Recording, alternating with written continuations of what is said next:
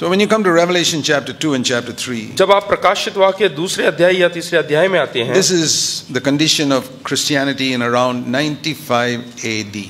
और 95 AD में ईसा पूर्व में यही हुआ था। That is about 65 years after the day of Pentecost. और पेंतिकोस्त के 65 साल के बाद। So if the day of Pentecost was like Joshua, book of Joshua, जो पेंतिकोस्त का दो दिन है वो यहोशू के किताब के समान है। Revelation chapter 2 and 3 is like the book of Judges. और प्रकाशित वाक्य 2 और 3 जो है वो न्यायों के किताब के तुलना में है। Where 5 out of the 7 churches are corrupt. और यहाँ पे देखते हैं कि 7 में से 5 जो कलीसियां हैं वो सही नहीं है।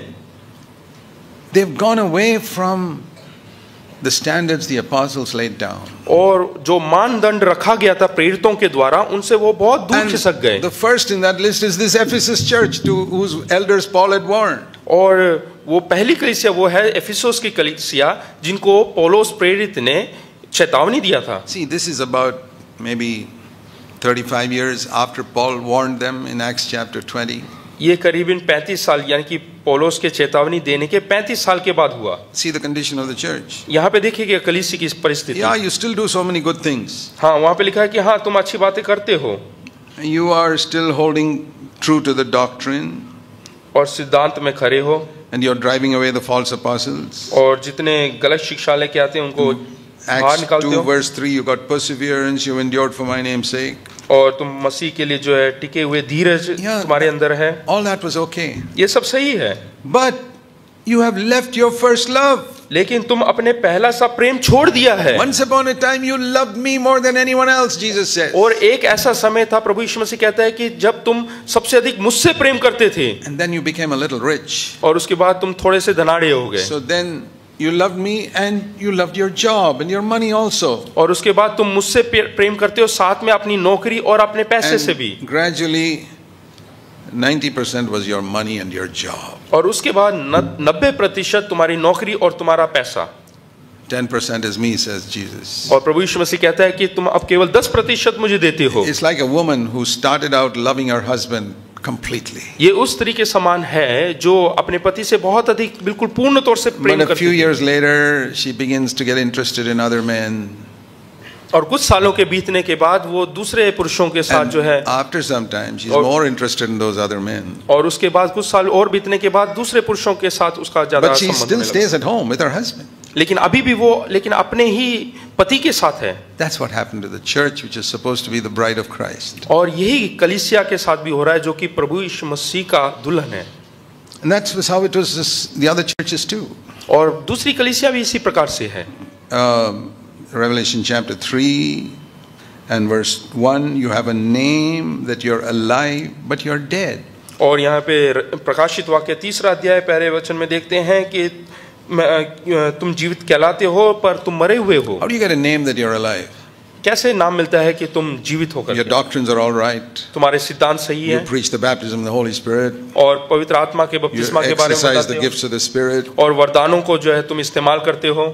And you're very active. You have conferences and meetings. और बहुत सारे कॉन्फ्रेंस मीटिंग हर चीज में तुम सक्रिय हो। Evangelistic outreach. और दूसरों को सुसमाचार सुनाते हो। But godliness and holiness is not there. लेकिन पवित्रता या ईश्वरत्व आपके अंदर नहीं है। In your midst, the husbands and wives are still fighting with each other. इसका मतलब यह है कि पति पत्नी अभी भी लड़ते हैं। And they're still all the people in your church are more interested in money than in Jesus Christ. और कलीसिया के लोग जो हैं धन में ज्यादा उनका दिल लगा हुआ है प्रभु यीशु मसीह पर नहीं। And even the preachers are more interested in collecting money than in bringing people to a godly life. और जो मसीह का प्रचार करते हैं वो लोग भी ज्यादा पैसे पे ध्यान देते हैं। They have a name that they're alive. लेकिन उनके पास एक नाम है कि वो जीवित हैं। Every year they have so many conventions and meetings. और हर साल जो है उनका बहुत सारा मीटिंग होता है, कन्वेंशंस होते हैं। Lot of activity. और बहुत सारे सक्रिय तौर से कार्य होता है। The way to get a name in Christianity is by activity.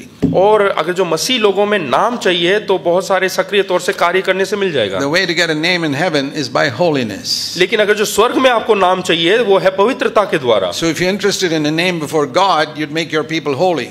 तो अगर जो आपको स्वर्ग में नाम चाहिए तो आप अपने लोगों को पवित्र करें। If you're interested in a name on earth, you'll be just active. अगर जो दुनिया में नाम चाहिए तो आप सिर्फ सक्रिय तौर से कार्य करें। So God says, you got a name on earth, but you're dead. हाँ, परमेश्वर कहता है कि संसार में तुम्हारा नाम है लेकिन तुम मरे हुए हो। And to another church he says, chapter 3 verse 16, I will spit you out of my mouth. और 3:16 में दूसरे कलीसिया से कहता है कि मैं तुम्हें मुंह में से उगलने वाला And he हूँ। tells that church, और उस कलीसिया से कहता है verse 20, और 20 में, I stand at the door and knock.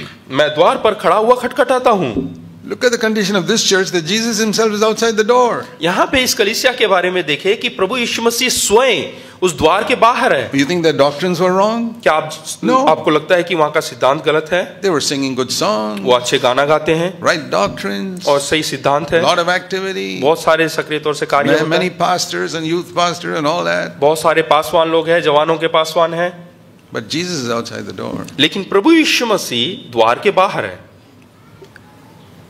So you see the same thing that we saw in the history of Israel, तो हम वही चीज को देखते हैं जो इजराइल के इतिहास में हुआ। that the garden becomes a wilderness. यहाँ देखिएगा बगीचा एकदम जंगल हो गया। But some churches remained faithful. लेकिन कुछ कलीसिया ऐसे हैं जो वफादार बने रहे। For example, Smyrna, यहाँ के स्मरणा की कलीसिया, they were faithful. वो एकदम वफादार थे। They were poor, they were persecuted, but they were faithful. वो गरीब कलीसिया थी और उनको ऊपर ताड़ना पड़ी, लेकिन वो वफादार थे। Chapter 2 verse 8.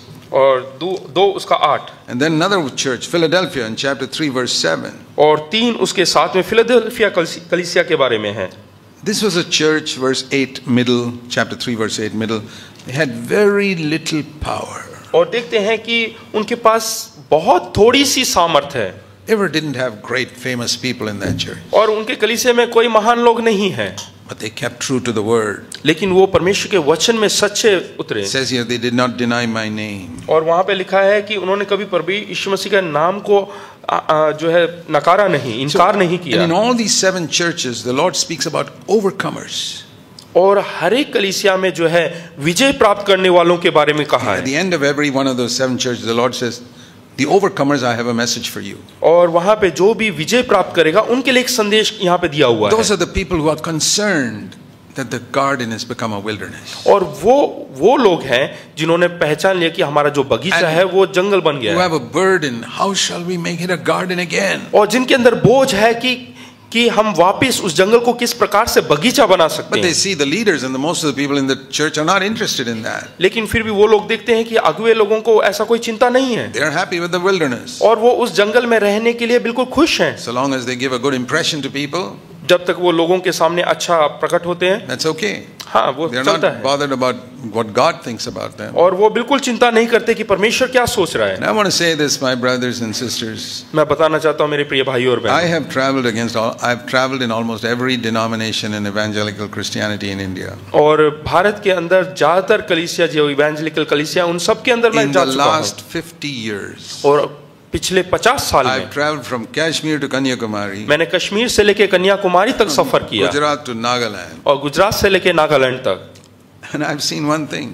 लेकिन मैंने एक चीज देखा है, People are interested in giving a good impression to others. और लोग हमेशा तैयार रहते हैं दूसरों के सामने अपने आप को अच्छा प्रकट करने People में, must think well of our church. और लोग सोचना चाहिए कि हमारे कलीसिया के बारे में I ऊंचा। find very little fear of God. और मैंने बहुत कम परमेश्वर के भय को देखा And है, I'm sorry to say, I find very little clear, accurate understanding of Scripture. और मैंने बहुत कम परमेश्वर के वचन के ज्ञान को भी बहुत कम देखा है। And where some people know the Scriptures, they don't have the power of the Holy Spirit. और जहाँ पे उनको परमेश्वर के वचन का ज्ञान है, पवित्र आत्मा का सामर्थ नहीं है। We need both. हमें दोनों की आवश्यकता Where some है। people emphasize the Holy Spirit, they don't know the Word of God. और जहाँ पे कुछ लोग पवित्र आत्मा को ज्यादा मूल्य देते हैं, उनके पास वचन नहीं है। See, for a railway train to move from one place to another, अगर जो रेल है उसको एक जगह से दूसरी जगह जाना है, it needs rails. उसको जो है पटरी की जरूरत है, And it needs power, diesel power or steam power or something. और उसके अंदर सामर्थ भी होना चाहिए, या तो डीजल सामर्थ, या तो तेल का सामर्थ, या फिर कुछ और। Which is more important? क्या कौन सा सबसे You ज्यादा tell me which जरूरत is है? more important for a train, rails or power? बताइएगा, रेलगाड़ी चलने के लिए किस चीज की आवश्यकता ज्यादा है, Well, you need ईंधन both. की या फिर पटरियों There's की? no question of choice. You need both. हाँ, हमें दोनों चीज चाहिए। If you want to go from Bombay to Pune, you need rails and you need steam अगर जो or power. अगर जो आपको बॉम्बे से पुणे जाना है तो आपको रेलगाड़ी में सफर And करना है, तो दोनों चाहिए, The ईंधन भी चाहिए और पटरी भी rails चाहिए। are a picture of God's word. और जो रेल है, पटरी है, वो परमेश्वर के वचन को And दिखाता I'll है। tell you, if those rails are not absolutely parallel, if they're even slightly deviated at some place, the train will get derailed. और मैं बताना चाहता हूं कि पटरी जो है हर जगह एक समान दूरी उनमें होना चाहिए। अगर जो थोड़ा सा भी इधर उधर हो जाए तो वो पटरी से उतर जाएगी। Those people who lay the rails don't say what many preachers say. It doesn't matter if it's slightly different. और जो पटरी बिछाने वाला कभी ऐसा नहीं बोलेगा कि कोई बात नहीं, ऐसा चलता है करके, जैसे मसीहा ये लोग बोलते हैं। That's what preachers say. It's almost parallel. It doesn't matter if it's exact. हाँ, जो प्रचारक है वो बोलते हैं कि हाँ समांतर दूरी में है, लेकिन कोई फर्क नहीं पड़ता। That's why the church is derailed. इसीलिए कलीसिया जो है पटरी से उतरा And हुआ that's है, why the trains are not derailed. और इसीलिए रेलगाड़ी पटरी से नहीं They उतरता, have more sense. क्योंकि उनके अंदर ज्यादा जो है विवेक है। At the same time, उसी समय if you have only got the rails अगर जो केवल पटरी है, and you come every Sunday morning and polish the rails, अगर जो हर सुबह इतवार को आएंगे और सिर्फ पटरी को and चमकाएंगे, there's no power in the engine, और बिल्कुल इंजन में ईंधन नहीं है, सामर्थ नहीं you're in है, the same place every Sunday. तो हर इतवार को आप एक ही जगह में There's no रहेंगे, progress. कोई आपके जीवन में बढ़ोतरी नहीं होगी। That some churches are like that. और कुछ कलीसियां इसी प्रकार की है, They've got the rails, but no progress. उनके पास पटरी तो है लेकिन कोई उन्नति नहीं है। Then there are other people who say the rails are not important. और कुछ लोग ऐसे भी हैं जो पटरियों को बिल्कुल It's प्रमुखता the नहीं Holy देंगे, Spirit that's important. वो बोलेंगे पवित्र आत्मा ज्यादा प्रमुख They're है। like people who got a lot of steam or diesel power. और वो उस प्रकार के लोग हैं जिनके अंदर बहुत But अधिक ईंधन They है, don't care for the rails. और वो पटरियों को बिल्कुल ध्यान नहीं देते, That train is also stuck. और वो भी जो है बिल्कुल अटक जाता है। But they can blow the whistle, make a lot of noise in those churches. हाँ, वो कलीसिया इस प्रकार की कलीसिया जो बहुत शोर मचा सकती है। That no shortage of that. You can, when you're not running on the rails, you can make a lot of noise on the steam, हाँ, जब आप पटरी पे नहीं चल रहे हैं तो बहुत आवाज बना सकते हैं, but it's not moving.